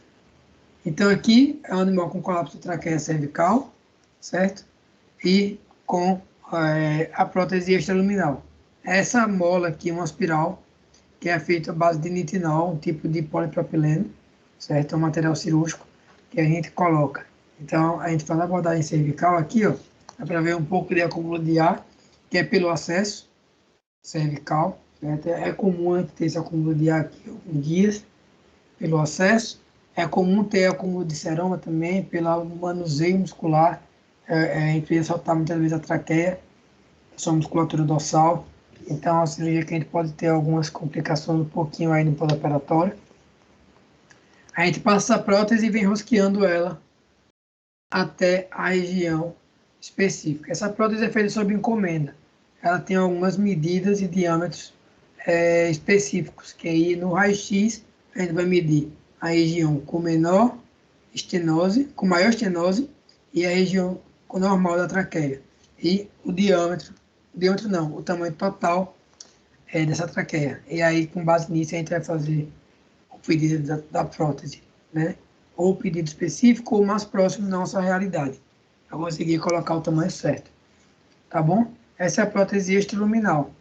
Essa aqui é o stent, certo? Que é feito ou por broncoscopia, com auxílio, né? Ou pelo arco cirúrgico, aquele mesmo que a gente faz o cateterismo. A gente consegue ver passando o catéter com stent e abrir na região certa e soltando ele até a autoexpansão. É um stent autoexpansível, certo? Então, como eu falei, às vezes a gente corre de fazer a prótese cervical e colapsar torácico. Então, a gente faz o quê? Colocou a prótese extraluminal, colapsou em outra região, ou até na mesma região também, se a gente colocar uma prótese muito grande, a gente entra e coloca um stent, pegando a região maior, certo? Ou a região torácica, se for a região cervical, por exemplo, que a gente operou. E aí a gente consegue corrigir. Tem que ter, se for fazer a prótese, tem que deixar o ciente de que tem esse risco de colocar e ter uma complicação e estenosar outra região ou a mesma região, certo? Colocou o stent, deixar o proprietário ciente que esse animal nunca mais vai poder usar coleira de pescoço ou alguma brincadeira que force muito região cervical, que tenha tração, qualquer coisa disso. Porque pode quebrar esse stent é delicado, e muitas vezes aí fica um corpo estreito traqueal, o animal pode morrer por asfixia, então é um animal que nunca mais vai poder ter uma vida normal, assim, com um stent, ou também com a prótese, certo? Por conta desse risco de fratura da prótese e de asfixia, então vai ter que ser sempre usado peitoral ou não usar coleira, então vai ter que ser feito um acompanhamento aí periódico também desse animal, para a gente ver questões de reação, se a traqueia está tendo reação, pulmão, como é que está. É comum a gente ter broncopatias após a colocação do implante, às vezes pneumonias também, processos alveolares aqui no pulmão. Então a gente tem que fazer raios periódicos, acompanhamentos periódicos para esse paciente, tá bom? São cirurgias tranquilas, que não tendem a ter muitas complicações para pós-cirúrgicas, nem cirúrgicas, certo? E que a gente tem bons resultados aí no pós-operatório do animal, muitas vezes até imediato. Certo, gente? Então, o que eu tinha para falar era basicamente isso. Tentei não abordar muitas cirurgias, porque foi aí 1h20, mais ou menos, de palestra. São assuntos extensos que, se a gente for entrar realmente na hemodinâmica, na patofisiologia, na correção cirúrgica mesmo aí desses pacientes, a gente vai passar aí, às vezes, a tarde, a noite ou o dia falando. Então, seria aí uma aula para um fim de semana, né? E a gente conseguir passar vídeos, as técnicas cirúrgicas de forma séria para fazer, conseguir falar de todas as cirurgias realmente rotineiras, né, que a gente pega no dia a dia. Eu peguei as mais rotineiras que a gente tem para tentar falar um pouco sobre cada uma. Mas que sabe a gente tem uma oportunidade de fazer, né, agora com a vacina aí, uma palestra aí presencial, e a gente consiga fazer um dia inteiro de palestra, uma aula, né? Uma manhã inteira, ou um fim de semana, quem sabe, um curso teórico prático, quem sabe a gente conseguir uns cadáveres para fazer também a parte prática, e a gente conseguir realizar uma coisa mais legal, né? Eu separei alguns vídeos aqui, eu vou compartilhar a tela do meu WhatsApp aqui, né, que eu botei alguns vídeos. Eu tinha alguns, a maioria dos meus vídeos estava no meu computador antigo, que eu falei que eu perdi, né, então eu perdi muito material, mas tem algumas cirurgias mais recentes que a gente fez, que eu tenho um salvo aqui, e que eu posso mostrar para vocês aí, explicando um pouco desses procedimentos aí, de como a gente fez, tá bom? Aqui estão os meus contatos, tanto e-mail, WhatsApp, Instagram. Se alguém tiver alguma dúvida, posteriormente, quiser falar comigo, discutir algum caso, alguma coisa assim, pode falar comigo. Eu estou aberto sempre aí no WhatsApp, no Instagram, e-mail também, se quiserem compartilhar casos, podem mandar. A gente discute esses casos. E é isso, obrigado. Espero que tenham gostado da palestra, né? Estou aberto às perguntas de vocês, às dúvidas. E aí, quando a gente encerrar tudo, eu compartilho a tela aqui do WhatsApp e a gente mostra esses vídeos aí, esses documentos aí, para a gente conseguir mostrar um pouco das cirurgias, né? Então, obrigado e estou aberto aí a vocês. Muito obrigada pela palestra, doutor Leonardo, e pela disponibilidade. Conteúdo extremamente importante, palestra maravilhosa. Muito obrigada. E caso alguém tenha alguma dúvida, pode ligar o microfone, por favor, ou quem tiver acesso ao chat, pode enviar ali que eu leio para o doutor Leonardo.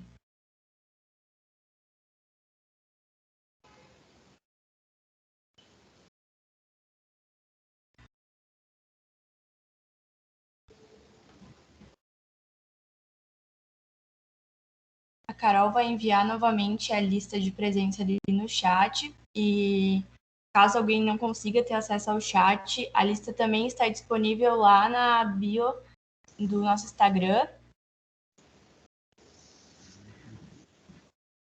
Eu acho que ninguém tem dúvida. Ou isso é muito bom ou é muito ruim, né? Ou todo mundo entendeu tudo ou ninguém entendeu nada. Olha, eu entendi tudo, gostei bastante da palestra. O Igor aqui Obrigado. mandou no chat, palestra muito boa. Obrigado. Bom, então deixa eu parar aqui a apresentação. Vou compartilhar a tela aqui do WhatsApp para conseguir mostrar algumas cirurgias para vocês, tá? Só um minutinho.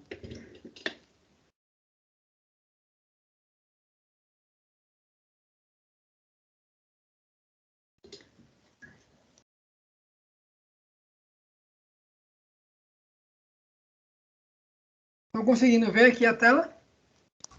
Sim. Pronto, esse aqui foi aquele pacientezinho que eu mostrei do raio-x do corpo estranho no esôfago. Aquele orquezinho que eu falei, tá? Esse paciente comeu aqui um osso de porco, que ele achou na lixeira, e acabou ficou preso aí no esôfago caudal, aí na região finalzinho do tórax, tá? Aqui a gente fazendo acesso ao esôfago, já com o tórax aberto aqui, afastando o fino quieto, certo? Uma gazezinha aqui afastando o pulmão e o coração. Sempre usando esses fios de reparo aqui, para a gente conseguir manter o esôfago bem aberto. O aspirador aqui, para a gente conseguir tirar toda a saliva remanescente aqui nesse esôfago, para quando a gente tirar o conteúdo não cair nada no esôfago, reduzindo assim o risco de infecção.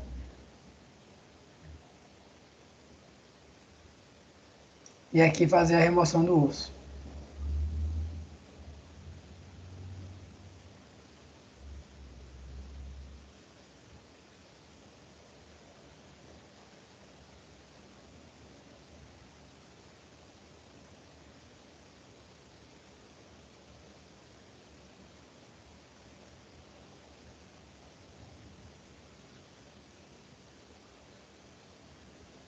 São vários pedaços de osso muito grandes. Não sei nem como é que conseguiu engolir isso, na verdade.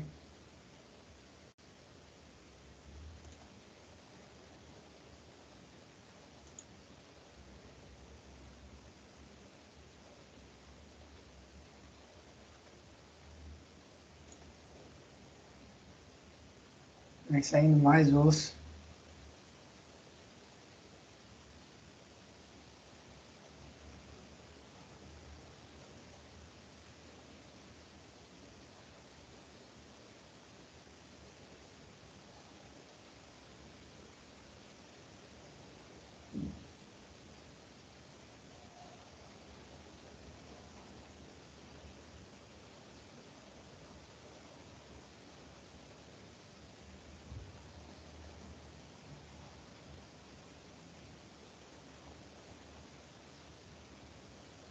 E aí a gente aspira bem a cavidade aí, para conseguir limpar. Sempre que a gente faz uma cirurgia dessa, antes de fechar o tórax, a gente tem que lavar a cavidade torácica para tirar todos os resíduos aí, finais que ficam, né? Às vezes cai um pouco de saliva, cai tudo. Então olha o tamanho desses ossos aqui que esse cachorrinho engoliu. Cachorrinho de 6 quilos. Então não tinha como aí sair na endoscopia, os pontos muito pontiagudos, podia ter alguma lesão por perfuração, está assinando na endoscopia. Então foi para cirurgia aberta, certo? O que mais aqui a gente tem?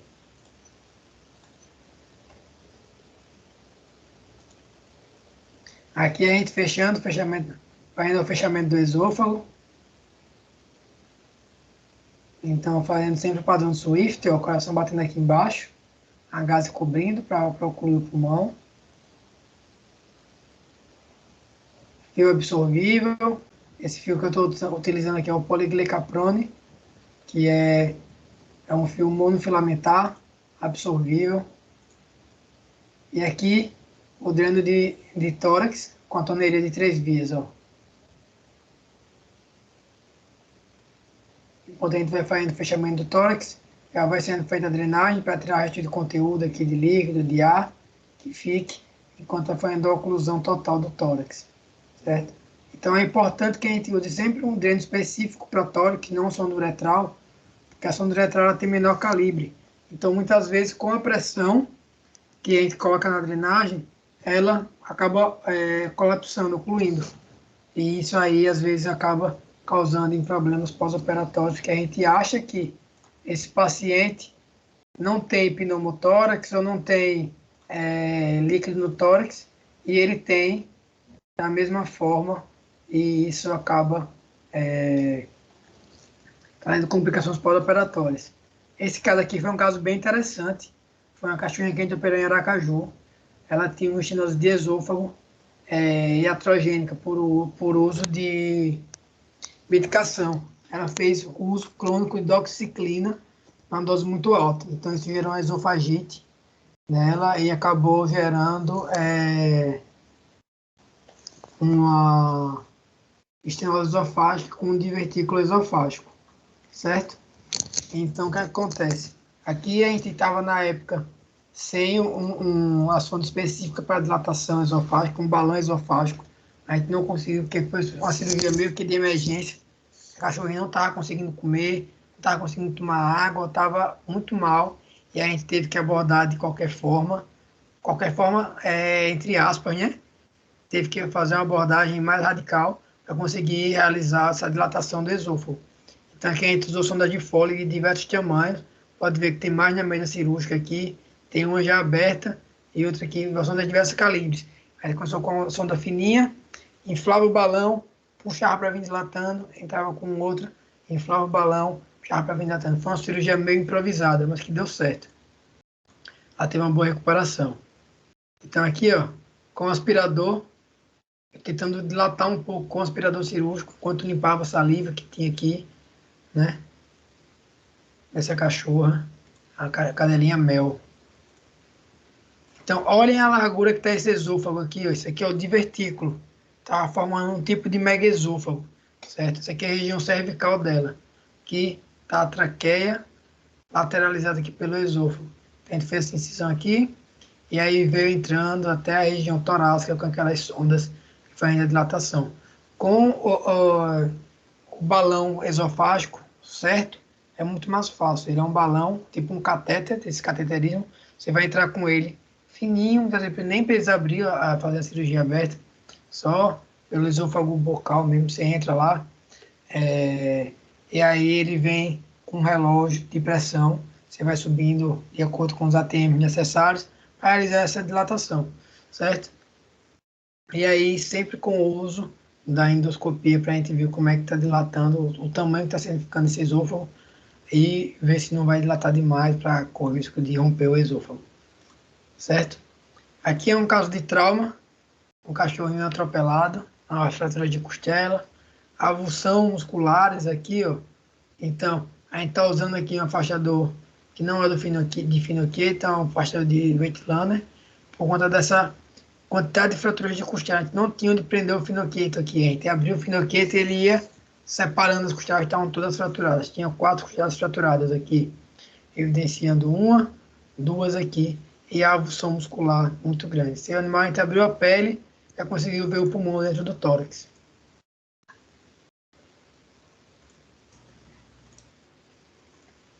Surgiu uma dúvida aqui no chat. Sim.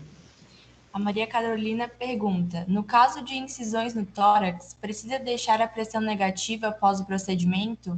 Sempre. Sempre você tem que deixar a pressão negativa. Por isso o dreno de tórax.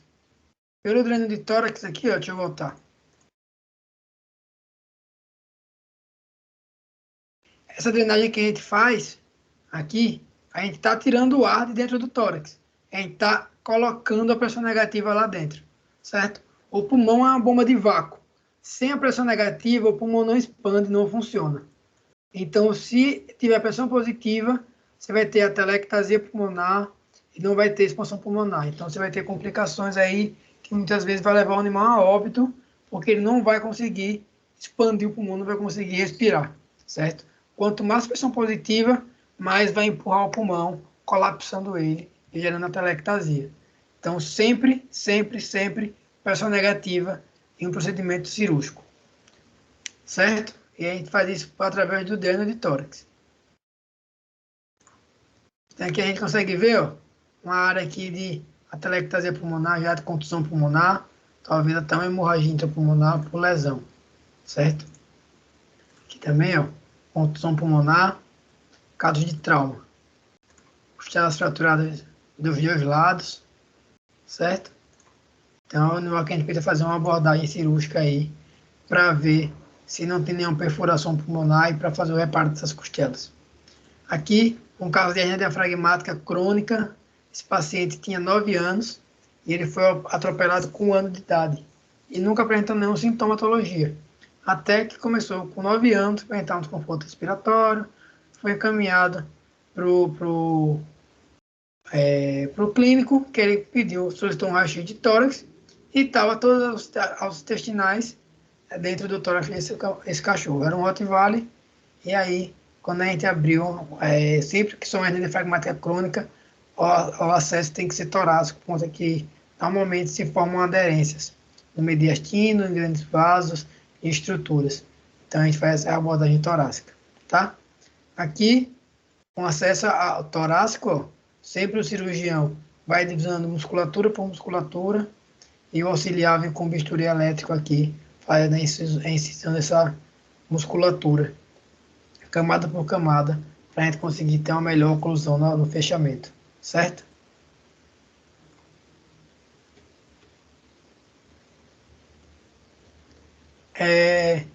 Aqui, um paciente com trauma, com movimento paradoxal de tórax, pode ver aqui, ó, chamado de movimento de tórax instável, que é quando as costelas começam a entrar no tórax, né? Então, quando o paciente respira, a parede torácica todinha entra, por conta dessa instabilidade das costelas. Certo?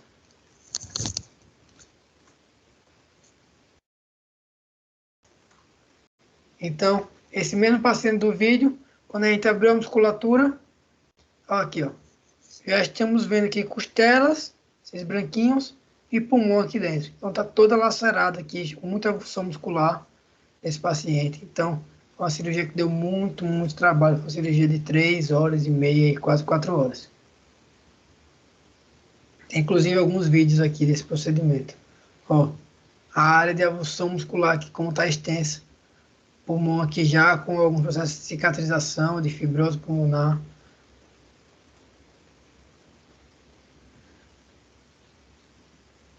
Esse aqui é o mesmo paciente também. O paciente era Maria. Maria foi atropelada por uma Hilux. Pulmão colapsado. Consegue ver as mais escuras no pulmão aqui, já com a telectasia.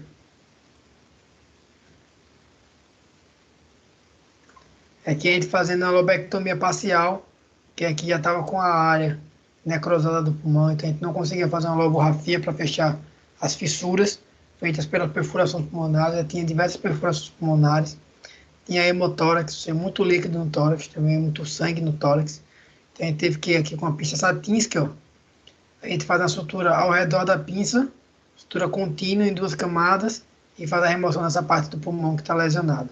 Aqui, ó, uma pinça traumática, certo? Consegue ver como ela não é serrilhada.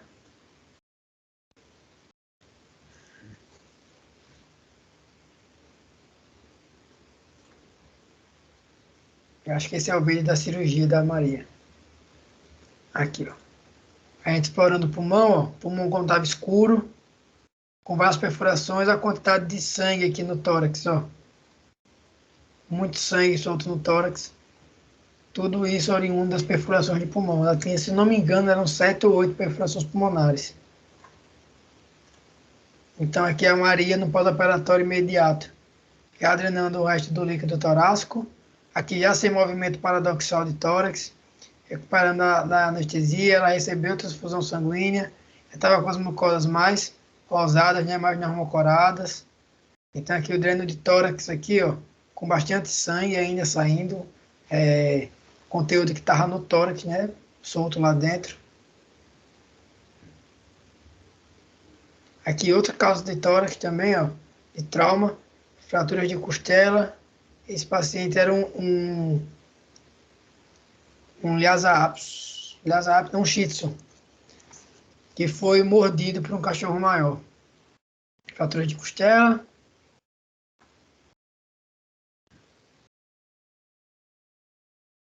Deixa eu ver se vai abrir.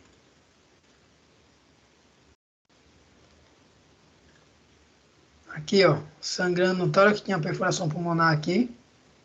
Esse paciente ainda conseguiu fazer uma lobografia sem necessidade de uma lobectomia parcial ou total. A gente conseguiu salvar esse pulmão.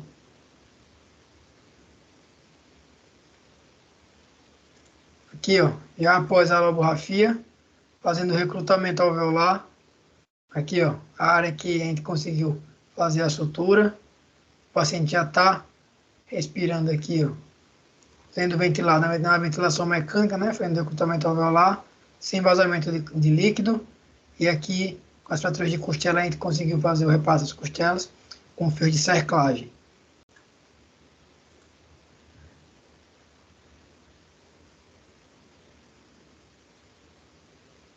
E aqui também no recrutamento alveolar, a gente usa esse cotonetezinho para fazer uma massagem, estimular os alvéolos a se abrirem aqui. Então a gente já vê a mudança de coloração, ó.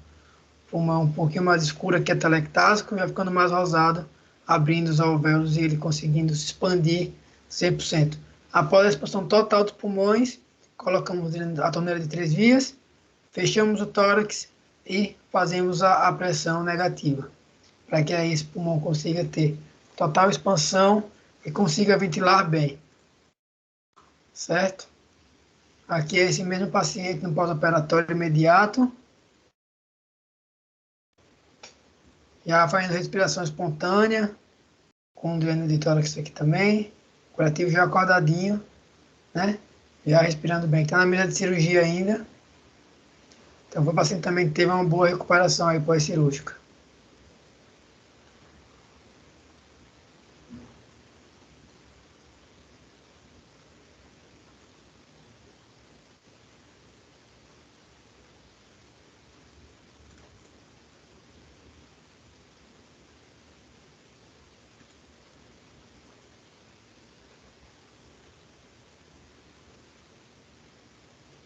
Vamos ver se vai abrir esses últimos.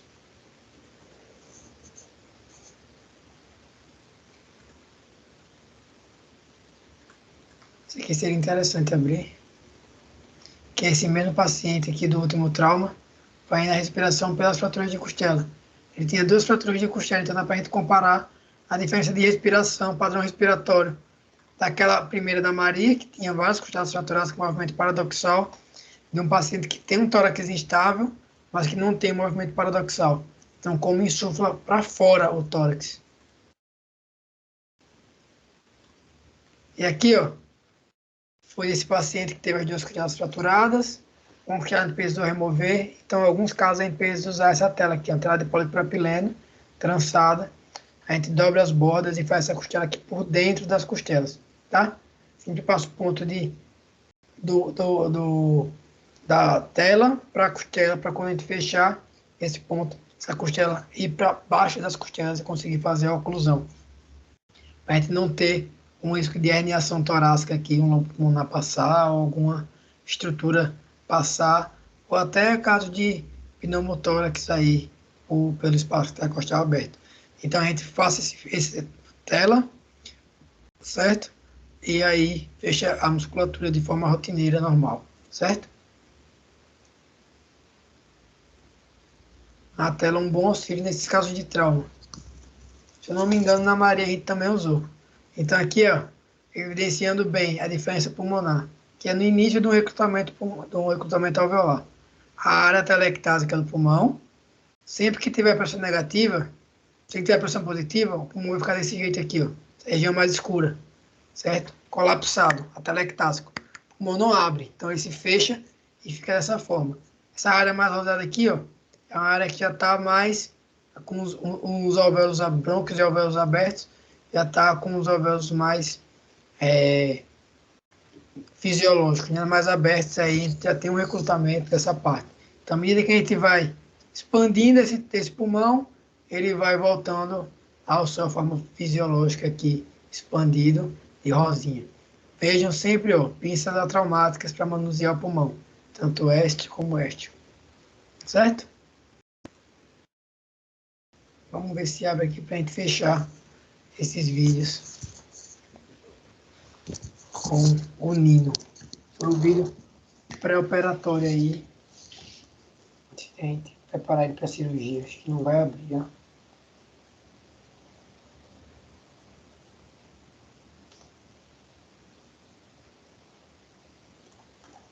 Infelizmente, acho que eu vou ficar devendo para vocês aqui esse vídeo